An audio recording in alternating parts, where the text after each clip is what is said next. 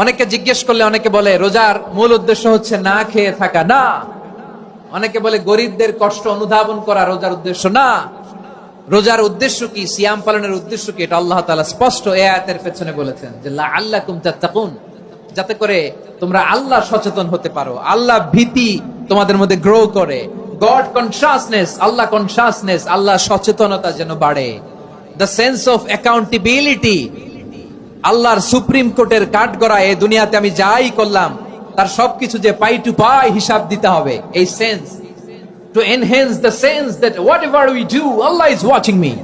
আপনি যাই করেন কেউ দেখে না, কিন্তু দেখে কে?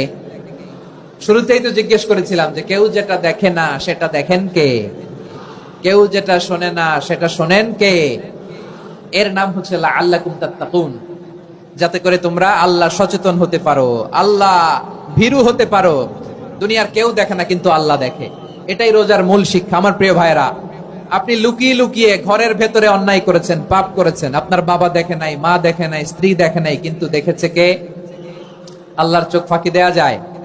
আচ্ছা, বুঝে থাকলে বলেন তো, সিসি ক্যামেরার চোখ ফাঁকি দেয়া যায় কি যায় না? পুলিশের চোখ, র্যাবের চোখ, বিমানবন্দরে কাস্টমস অফিসারের চোখ, কিন্তু আমার আল্লাহর চোখ? সবাই বলেন, আল্লাহর চোখ ফাঁকি দেয়া যায়?